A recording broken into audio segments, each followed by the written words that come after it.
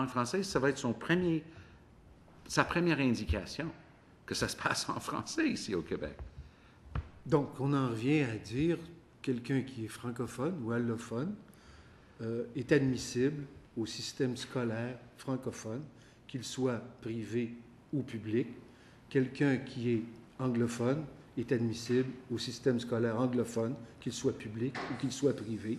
Et on pourrait prévoir et respecter les articles 76 et 76.1, comme vous le dites. Oui, mais il y a une nuance qu'il faut faire entre 23.1a et 23.1b. La clause de la langue maternelle n'est jamais entrée en vigueur au Québec et aucun gouvernement, ni libéral, ni péquiste, ne l'a jamais mis en vigueur. C'est là où la Cour suprême a la témérité d'affirmer que ça représente un compromis. C'est extraordinaire, ce raisonnement-là. En imposant une Charte des droits contre la volonté du Québec dans un domaine exclusif de compétences provinciales, comme ils l'ont fait en 82, mais en enfonçant dans la gorge qu'un des deux dispositions au Québec, ils ont la témérité de dire que c'est un compromis. Je t'en ai enfoncé rien qu'un des deux, l'autre, je te laisse ton choix. C'est extraordinaire comme raisonnement. Et ça, c'est M. Bastarache qui dit ça à chaque fois qu'il regarde cette disposition-là. Non, il n'y a pas eu de compromis là-dedans. Hein? Donc, qu'on soit très clair, ça a été imposé de force par le fédéral dans un domaine exclusif de compétences du Québec, l'éducation.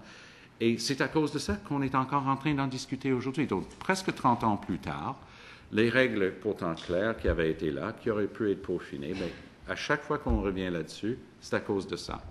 Et le Québec doit continuer à se tenir debout dans ce dossier-là parce qu'il y va de la toute première importance en termes de maintenir la balance, l'équilibre des mots linguistiques, mais aussi pour envoyer un signal. Monsieur Curzy, vous vous souvenez comme moi, le projet de loi que mon collègue et ami Yvon Godin de Bathurst a proposé à la Chambre des communes pour le bilinguisme des juges.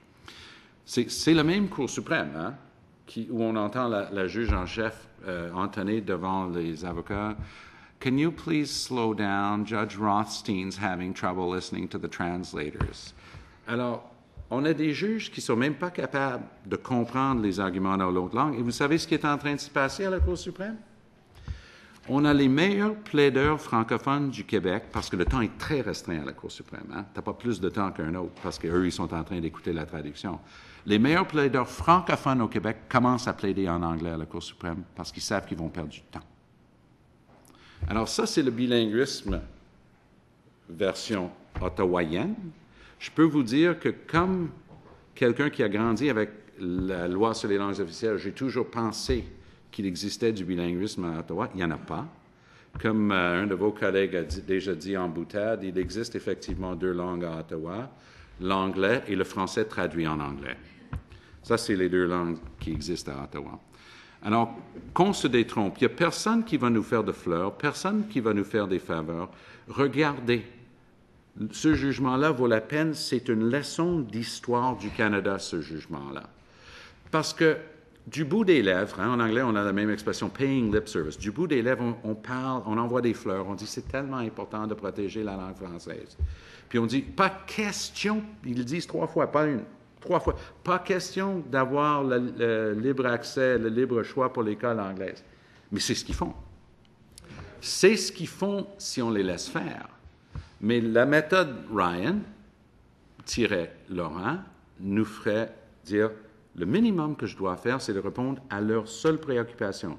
Ils m'ont dit qu'il est interdit d'interdire toute considération de l'école publique non subventionnée. C'est juste à ça que je veux m'attacher. Pas de grille d'analyse. Hasta la vista, on se revoit devant les instances tribunal administratif du Québec, le cas échéant, au cas par cas. On va vous présumer que vous rencontrez des critères si vous rencontrez les critères stricts, puis on va vous ajouter 1 ou 2 cas. J'en ai donné un, il peut en avoir d'autres. Pas plus. Sinon, on est en train de se mettre le fardeau sur les épaules, un fardeau qui devrait incomber aux parents qui veulent contourner la loi 101. Parce qu'il n'y a jamais eu de problème dans l'application au ministère de l'Éducation. Puis le cas par cas que nous, on voyait, puis il ne faut jamais perdre ça de vue. Le cas par cas, ce sont des êtres humains. Puis si je peux me permettre de dire que dans le projet de loi 104, il y a eu une erreur. Et c'était une erreur au plan humain. 104, pour ce qui est de l'école privée non subventionnée, c'était largement nécessaire parce qu'on est déjà rendu à plusieurs milliers. Mais c'était le petit bout où on avait dit que les frères et sœurs de ceux qui étaient parce qu'il faut comprendre que c'est des causes graves d'ordre humanitaire et familial. Et c'est donné au compte-gouttes comme exception, quelques cas par année. Et il faut les avoir vécus, ces cas-là. C'est des êtres humains, c'est des familles. Les familles, aujourd'hui, c'est pas mom and dad puis les 3 enfants, c'est compliqué, c'est recomposé. Alors, il faut comprendre que c'est toujours des cas humains. Si on part avec ce principe-là, on va toujours trouver une solution. On va se dire, mais non, on ne peut pas dire, une fois que tu as dit que c'est humain et grave et humanitaire, on ne va pas dire aux frères et sœurs qu'ils ne peuvent pas être à l'école pour l'aider. Idem pour les enfants qui ont des difficultés graves d'apprentissage. Regardez bien la définition contenue dans le règlement. C'est des cas de difficultés graves d'apprentissage. Donc, si les parents veulent mettre un frère ou sœur avec pour les accompagner, pour les quelques cas que ça représente par année, pas de problème. Mais les écoles passerelles, ce n'est pas quelques cas par année. On est rendu à plusieurs milliers de personnes non par ailleurs admissibles à l'école anglaise qui le fréquentent. Donc, je vous ai donné l'historique. Les écoles illégales, M. Ryan a réglé en 85. De 77 à 85, ça existait. Il a réglé, il a fermé la porte à double tour. Personne ne s'est réessayé à cause des peines. Idem ici, on devrait répondre à la Cour suprême pour les quelques cas qui peuvent exister, mais fermer la porte à double tour. Des peines plus sévères déjà prévues au terme de la législation proposée permet de suggérer d'y aller directement sur la question du financement de ces écoles-là, si jamais ils divaguent et ils commencent à essayer de créer des cas. Parce que même si la Charte de la langue française prévoit depuis le tout début qu'un certificat d'admissibilité délivré suite à une fraude, c'est l'article 77 qui dit qu'une déclaration d'admissibilité obtenue par fraude ou sur le fondement d'une fausse représentation est nulle de nullité absolue. Dans les années que j'ai siégé là-dessus, j'ai vu 2 cas comme ça. Donc, c'est très rare. Mais il ne faut pas on va encore se faire mettre devant le fait accompli. Comme pour les écoles passerelles vont devenir comme les écoles illégales. Ils vont dire, mais tu ne peux pas pénaliser l'enfant, comme si le fait d'étudier en français était une pénalité inacceptable. Mais c'était à quoi on a eu à faire la dernière fois. Et je me permets de terminer en disant ceci. Pour avoir vécu l'époque de l'Union nationale, où c'était la liberté de choix, j'ai 74 projets de loi 22, les libéraux présentent un projet de loi où des enfants de 5 ans sont en train de subir des tests linguistiques. Je me souviens, c'était à la télé, des enfants en train de pleurer.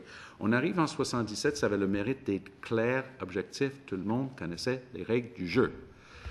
82, on arrive avec une charte qui, soi-disant, est tout aussi objective, puis, oups, depuis lors, ça glisse vers la subjectivité la plus totale.